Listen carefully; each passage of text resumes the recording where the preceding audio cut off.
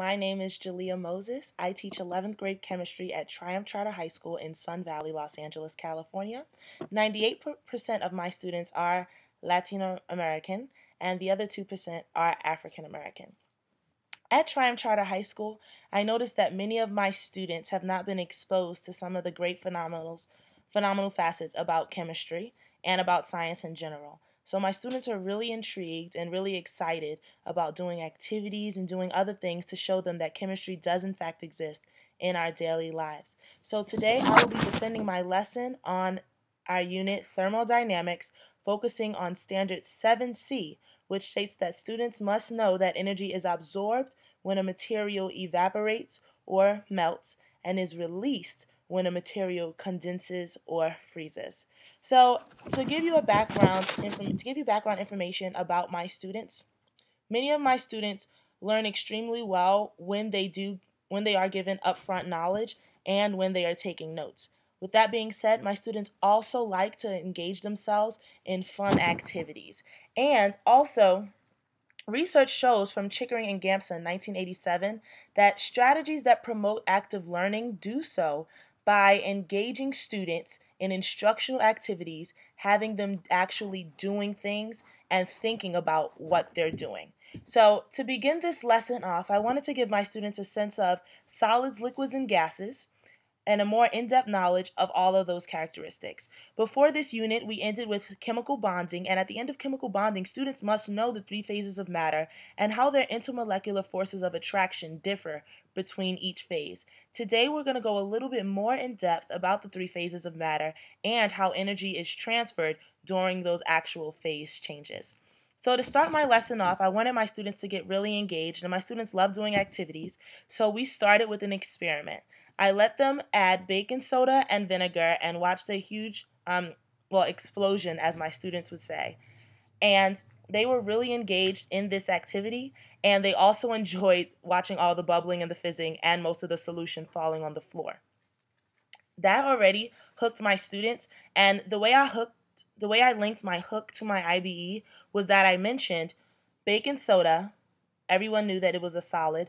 Vinegar, all of my students would categorize vinegar as a liquid, and then some students were able to say that when the bubbling and fizzing occurred, that was in fact presence of a gas. So moving forward to my IBE, I already had students thinking about solids, liquids, and gases, but I wanted them to think a little bit more about what the actual differences between the molecules are.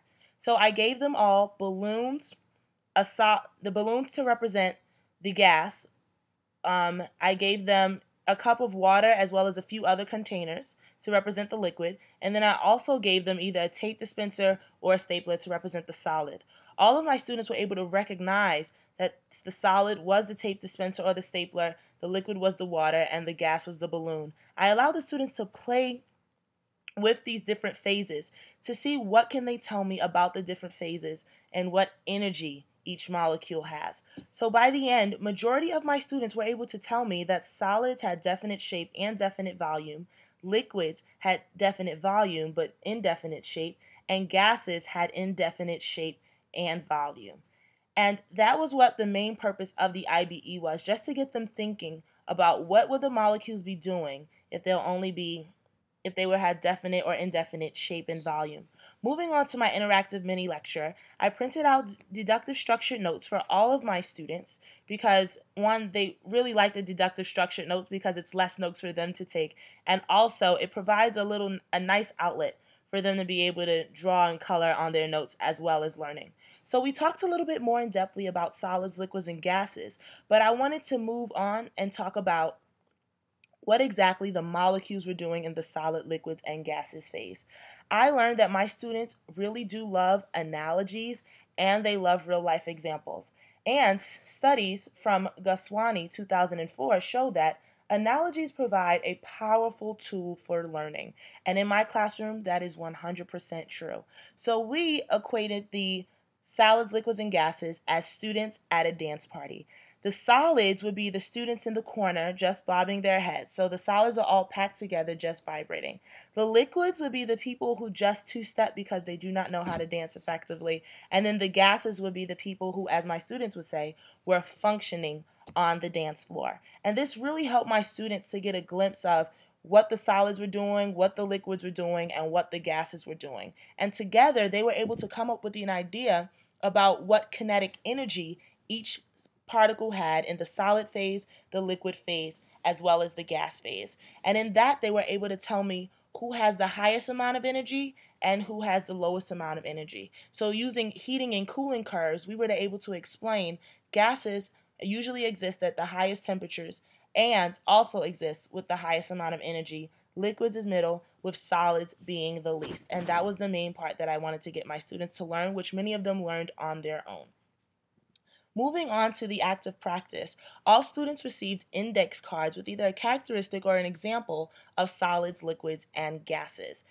The students who have IEP or students who follow under our resource specialist program were given some of the lower level index cards to help them figure it out, and they were also given bubbles on their index cards to help them understand whether their characteristic was a solid, liquid, or gas. Now, I had 3 stations set up in the room, solids, liquids, and gases. The gases station was actually labeled because it was hard for me to show gases, but I also did have balloons at that station. The solid station was filled with many things in the room that are solids, and the liquid station had many liquids ranging from water, alcohol, vinegar, and some class sodas and things of that sort. The students all went to their respective stations, and in the stations they created posters for the solids, liquids, and the gases. And walking around, I was able to get a good glimpse of how much my students had retained of this knowledge. And I noticed that every student, except for one student in one of my classes, was able to go to their proper station based off the characteristics that they had learned in class. So that was really good, and it showed me that was a form of me to see my assessment, and it showed me that majority of my students understood the lesson thus far. Moving forward, my students created these posters and we hung them up in the room. Some of my students used this as a time to show their artistic ability, and that was extremely good because it shows that they were engaged in the lesson as well as learning. So moving forward, we completed a gallery walk in which all students were given an active practice worksheet where they had to fill in for solids, liquids, and for gases. And all of my students went around to each station as a group, but this was a silent activity. They went to each station filling out the chart. I surveyed the room the entire time to make sure that students were thinking about the right things, and whenever I saw a student not understanding something, I would ask them questions and continue asking them questions until they were able to answer the question on their own. Because in my classroom, I think student-directed learning is the best type of learning, and that's how they're really going to strive and be successful, is by them making corrections for their own mistakes.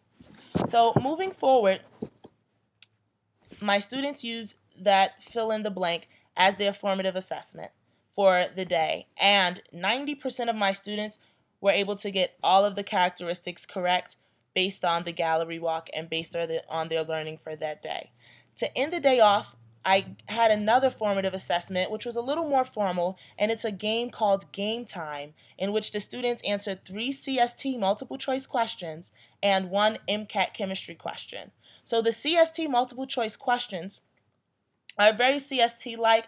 They're usually a lot of recall and slightly analysis, but sometimes I would pick the harder questions to make sure that students are really channeling their higher level thinking.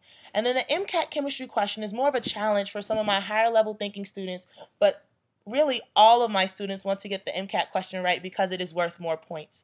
And for this day, the MCAT question, majority of my students were not able to answer it, but it was okay because it was something that was a little over the scope of the lesson, but some of my higher level students were able to answer it, dealing with the density of solid water and liquid water.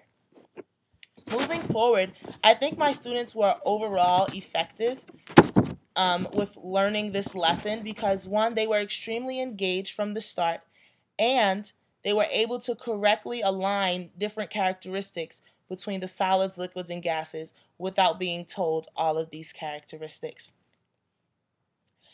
And on their final unit exam on Standard 7C, I noticed that there was an average score out of 4. There was an average score of around a little under a 3, and I realized that most of that came from vocabulary deficit, because many of the questions in Standard 7C ask them about exothermic and endothermic reactions. So just being able to apply that vocabulary to what they know. So in the future, I think I may teach students about exothermic and endothermic reactions before we complete this lesson, to make sure that they fully understand the topic and that they can actually use the vocabulary to apply to real life situations. And moving forward, the next lesson that we went over was about heat and temperature, and heat, i.e. energy, and temperature. So students got even a better glimpse of understanding that temperature and heat are different things. However, they do have a pretty strong positive correlation between the two. I collected all of my students' I collected many of my students' active practices, which were their posters, as well as their formative assessments, which were the fill in the chart. And their game time, I allowed them to correct on their own. And students who received the most points during game time were given prizes, so they were extremely excited about that. Moving forward, after Standard 7C, we talked about heat and temperature, and then we also talked about endothermic and exothermic reactions. So my students were able to see a gradual increase in what we were talking about, but yet building on one another and just using more and more scientific vocabulary, which I think helped majority of my students in terms of understanding what was going on. In the future, how I would adapt my lesson is I would give flashcards for vocabulary words to my students to help them understand some certain terms. And I would also give them flashcards of how exactly the molecules look. They had it in their one of their packets. However, many didn't look at it, and as a result, some of them weren't able to understand as well. Positive outcomes of this lesson was that students love doing experiments, and I want to do experiments as much as I can, even on a low budget. But students love doing experiments. They love doing things that are hands-on. And even now, we've moved on from thermodynamics to kinetics, and students are still able to relate everything they've learned to the reaction between baking soda and vinegar. So it's really good to have students doing something that they've learned prior. And research shows from Burns that if you extend what has been learned in one context to new contexts, it is extremely important in students' learning, and it makes them extremely efficient. So in closing, I think the lesson overall went well. I think that many of my students enjoyed the lesson. They were engaged in the lesson because they were able to get up multiple times. But moving forward, I will want to make some changes to ensure that 100% of my students are given 100% chances and abilities to make sure that they understand how energy is transferred between solids, liquids, and gases. Thank you.